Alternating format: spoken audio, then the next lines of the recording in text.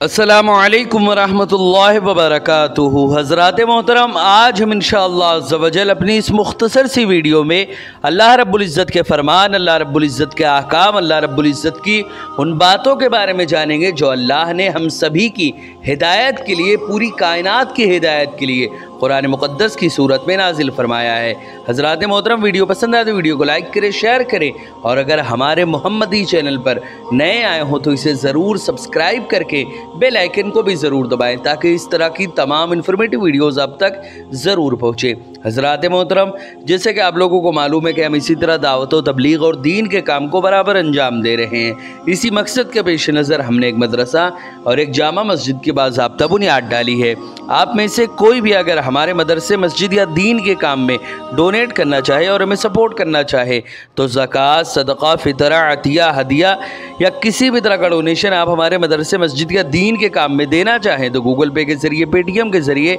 Bank account के ज़रिए या वेस्टर्न यूनियन के थ्रू, जिसके ज़रिए भी अल्लाह के रास्ते में आप डोनेट करना चाहें आप डोनेट कर सकते हैं। इनके नंबर और लिंक इस वीडियो की स्क्रीन और डिस्क्रिप्शन में है, आप जाएँ और जो भी अल्लाह के रास्ते में डोनेट करना चाहें आप डोनेट कर सकते हैं। हज़रात मोहतरम, अल्लाह रब्बुल इज़्ज़त ने कुरान मुक़द्दस में इरशाद फरमाया,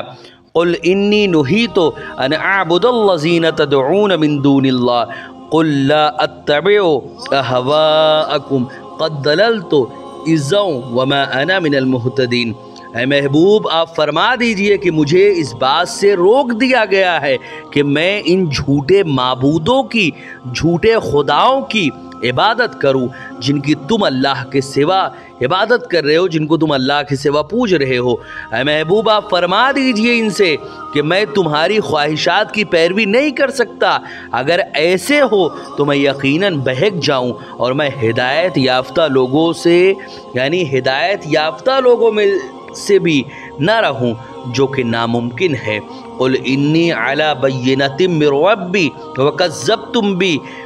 मा इंदी मा तस्तअजिलून बिह इनिल हुक्मु इल्ला लिल्लाह यक़ुस्सुल हक़्क़ व हुवा खैरुल फासिलीन। हज़रात मोहतरम, इसमें भी अल्लाह ने ये वाज़े कर दिया कि ऐ महबूब, आप फरमा दीजिए कि ऐ काफिरो, बेशक मैं अपने रब की तरफ से रोशन दलील पर कायम हूँ और तुम उसे झुठलाते हो। मेरे पास वो अजाब नहीं है जिसकी तुम जल्दी मचा रहे हो। हुक्म सिर्फ अल्लाह ही का है, वो हक बयान फरमाता है और वही फैसला, बेहतर फैसला फरमाने वाला है। क़ुल लौ अन्ना इंदी मा तस्तअजिलून बिही लक़ुदियल अम्रु बैनी व बैनकुम वल्लाहु अअलमु बिज़्ज़ालिमीन। हज़रात मोहतरम, इसमें भी अल्लाह ने ये वाज़े कर दिया कि ऐ महबूब, आप उनसे ये फरमा दें कि अगर वो अज़ाब मेरे पास होता जिसे तुम जल्दी चाहते हो तो यकीनन मेरे और तुम्हारे दरमियान काम तमाम हो चुका होता, और अल्लाह ज़ालिमों को खूब जानने वाला है। व इंदहु मफ़ातिहुल ग़ैब ला यअलमुहा इल्ला हुवा व यअलमु मा फ़िल बर्रि वल बहरि व मा तस्क़ुतु मिन वरक़तिन इल्ला यअलमुहा वला हब्बतिन फ़ी ज़ुलुमातिल अर्दि वला रतबिन वला याबिसिन इल्ला फ़ी किताबिन मुबीन। हज़रात मोहतरम, इसमें भी अल्लाह ने ये वाज़े कर दिया कि गैब की कुंजियाँ, यानी वो रास्ते जिससे गैब जो हैं किसी पर आश्कार किया जाता है, उसी के पास है, यानी अल्लाह ही के पास है, उसकी कुदरत और मिल्कियत में है। उन्हें उसके सिवा अज़ खुद कोई नहीं जानता, और वो हर उस चीज़ को बिला वास्ता जानता है जो खुश्की और दरियाओं में है, और कोई पत्ता नहीं गिरता मगर ये कि वो उसे जानता है, और न ज़मीन की तारीकियों में कोई ऐसा दाना है और न कोई ऐसी तर चीज़ है और न कोई ऐसी खुश्क चीज़ मगर रोशन किताब में, कुरान में, लौहे महफूज में सब कुछ लिख दिया गया है। हज़रात मोहतरम, आगे अल्लाह रब्बुल इज़्ज़त ने फरमाया, वहुवल्लज़ी यतवफ़्फ़ाकुम बिल्लैलि व यअलमु मा जरहतुम बिन्नहारि सुम्मा यबअसुकुम फ़ीहि लियुक़दा अजलुम मुसम्मा सुम्मा इलैहि मरजिउकुम सुम्मा युनब्बिउकुम बिमा कुंतुम तामलून।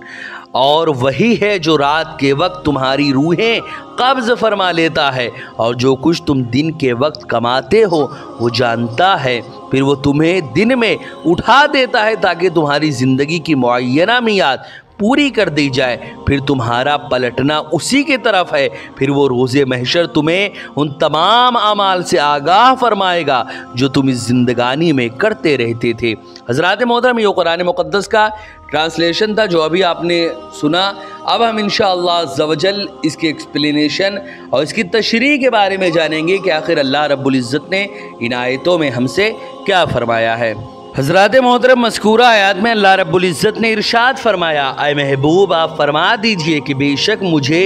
ان کی عبادت کرنے سے منع کیا گیا ہے جن کی تم اللہ کے سوا پرستش اور پوجا کرتے ہو۔ آپ کہہ دیجئے ان سے کہ میں تمہاری خواہشات کی پیروی نہیں کرتا، اگر بالفرض میں نے ایسا کیا تو میں گمراہ ہو جاؤں گا اور ہدایت یافتہ لوگوں میں سے نہیں رہوں گا۔ حضرات محترم، اس سے پہلے اللہ رب العزت نے فرمایا تھا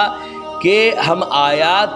کی تفصیل کرتے ہیں تاکہ حق ظاہر ہو اور مجرموں کا راستہ واضح ہو، اور اس آیت میں اللہ نے ان کے راستے پر چلنے سے منع فرمایا ہے، اور یہ فرمایا کہ مشرکین صرف اپنی خواہش اور اپنے باپ دادا کی اندھی تقلید کی وجہ سے بتوں کی عبادت کر رہے ہیں، کیونکہ یہ بت محض جمادات اور پتھر ہیں جو انسان سے بہت کم درجے کے ہیں، جبکہ انسان اشرف المخلوقات ہے، اور اشرف کا ارذل کی عبادت کرنا عقل کے خلاف ہے۔ نیز ان بتوں کو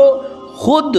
جو ہے ان لوگوں نے اپنے ہاتھ سے بنایا، اور عامل اور صانع کا اپنے معمول اور مصنوع کی عبادت کرنا بھی عقل اور درایت کے منافی ہے۔ اس سے واضح ہو گیا کہ ان مشرکین کا بتوں کی عبادت کرنا ہدایت کے خلاف ہے اور ان کی خواہش پر مبنی ہے۔ اس لیے فرمایا کہ آپ کہیے کہ مجھے ان کی عبادت کرنے سے منع کیا گیا جن کی تم اللہ کے سوا عبادت کرتے ہو۔ آپ کہہ دیجئے کہ میں تمہاری خواہشات کی پیروی نہیں کرتا، اگر بالفرض میں نے ایسا کیا تو میں گمراہ ہو جاؤں گا۔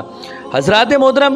اس آیت میں تدعون من دون اللہ فرمایا، اور دعا کا معنی ہے طلب نفع یا دفع ضرر کے لیے ندا کرنا، لیکن مشرکین اپنی مہمات اور مشکلات میں بطور عبادت ان بتوں کو آواز دیتے تھے، اس لیے یہاں دعا کا معنی عبادت ہے، کیونکہ وہ ان بتوں کی عبادت کرتے تھے اور ان کا عقیدہ تھا کہ یہ بت جو ہے نفع پہنچانے اور ضرر دور کرنے پر قادر ہے، سو ان کا بتوں کو پکارنا دراصل جو ہے وہ ان کی عبادت کرنا تھا۔ اس لیے ہم نے یہاں پر اس چیز کو بیان کیا کہ آخر اس کا مطلب ہے کیا۔ حضرت نعمان بن بشیر رضی اللہ تعالیٰ عنہ بیان کرتے ہیں کہ رسول اکرم صلی اللہ علیہ وسلم نے فرمایا کہ دعا کرنا ہی عبادت ہے۔ پھر آپ نے یہ آیت پڑھی کہ تمہارا رب فرماتا ہے کہ مجھ سے دعا کرو، میں تمہاری دعا قبول کروں گا۔ بے شک جو لوگ میری عبادت کرنے سے تکبر کرتے ہیں وہ ان قریب ذلت سے جہنم میں داخل ہوں گے۔ حضرات محترم، اسی طرح جو ہے مشرکین ان بتوں کی عبادت کرتے تھے، اس کے برخلاف مسلمان اللہ کی عبادت کرتے ہیں، نماز پڑھتے ہیں، روزے رکھتے ہیں، اللہ سے دعائیں کرتے ہیں اور لا الہ الا اللہ پڑھتے ہیں۔ ان کا یہ ظاہر حال اس پر قرینہ ہے کہ وہ اپنی مشکلات میں جس کو پکار رہے ہیں اس کو خدا نہیں سمجھتے بلکہ خدا کا مقرب بندہ اور معزون فی تصرف سمجھتے ہیں۔ یعنی کوئی اگر مسلمان کسی اللہ والے کو یا ان کی مزار پہ جاتا ہے یا ان سے دعاؤں کے لیے کہتا ہے تو کوئی بھی مسلمان ان کو خدا نہیں سمجھتے بلکہ خدا کا مقرب بندہ اور ان کو معزون فی تصرف سمجھتے ہیں۔ تاہم اپنی تمام حاجات اور تمام مشکلات میں صرف اللہ کی طرف رجوع کرنا چاہیے اور ہر چھوٹی اور بڑی چیز کا صرف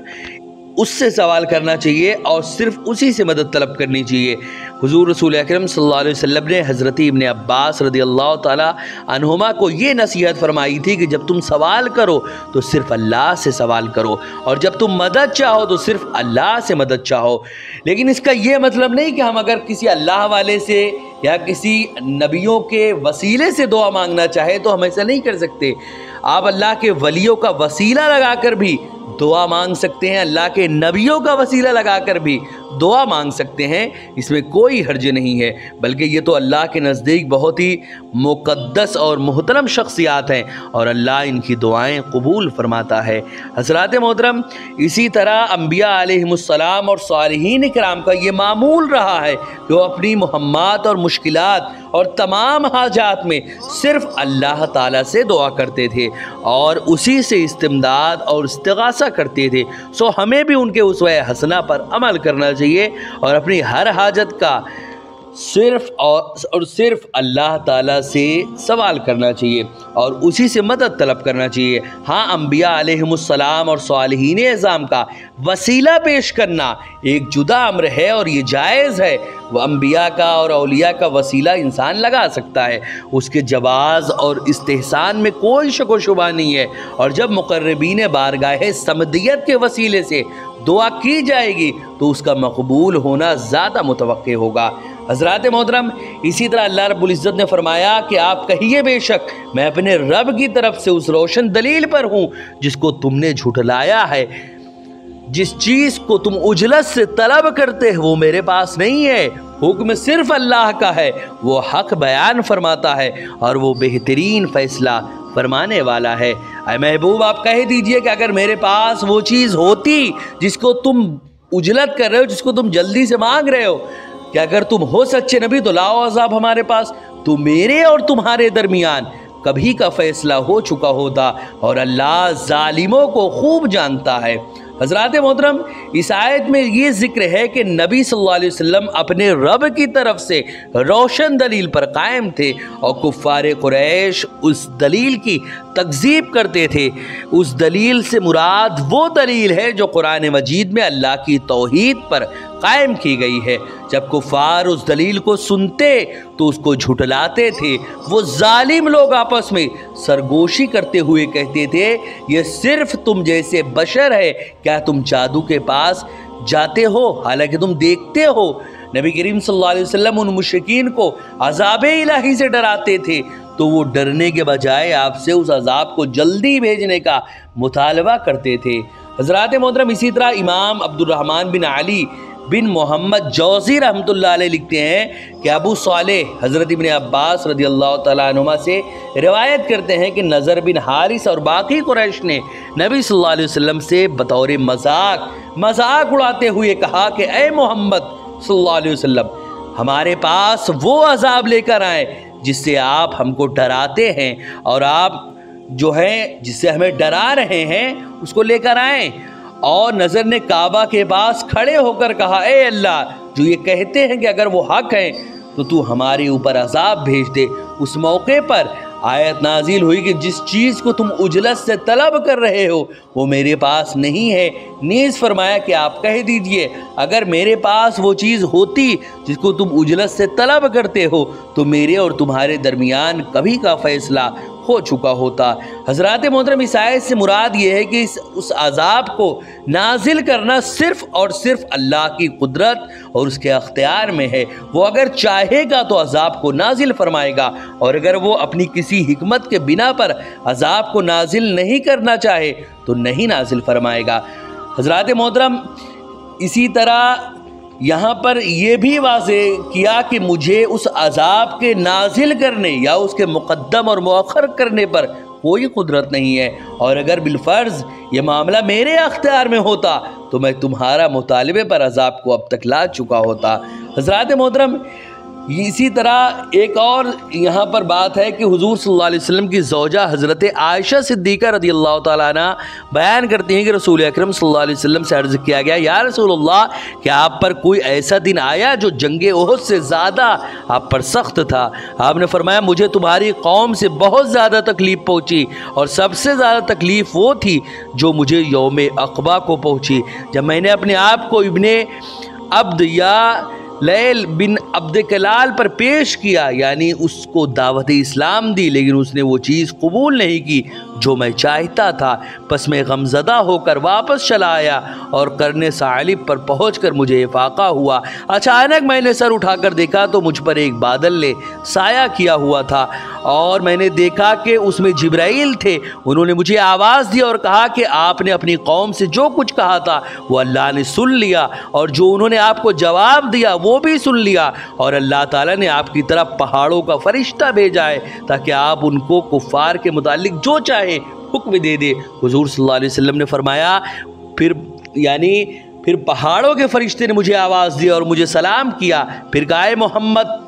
اللہ تعالیٰ نے آپ کی قوم کا جواب سن لیا اور میں پہاڑوں کا فرشتہ ہوں۔ مجھے آپ کے رب نے آپ کے پاس اس لیے بھیجا ہے تاکہ آپ مجھے جو چاہیں حکم دے دے۔ اگر آپ چاہیں تو میں ان دونوں پہاڑوں کو ان پر بچھا دوں۔ رسول اکرم صلی اللہ علیہ وسلم نے فرمایا بلکہ مجھے یہ امید ہے کہ اللہ تعالیٰ ان کی پشتوں سے ان لوگوں کو پیدا کرے گا جو صرف اللہ کی عبادت کریں گے اور اس کے ساتھ کسی کو شریک نہیں کریں گے۔ حضرات محترم، یہ چند باتیں تھیں، انشاءاللہ بقیہ باتیں ہم نیکسٹ ایپیسوڈ میں جانیں گے۔ ویڈیو پسند آئے ویڈیو کو لائک کریں، شیئر کریں، اور اگر ہمارے محمدی چینل پر نئے آئے ہوں تو اسے ضرور سبسکرائب کر کے بیل آئیکن کو بھی ضرور دبائیں۔ السلام علیکم ورحمۃ اللہ وبرکاتہ۔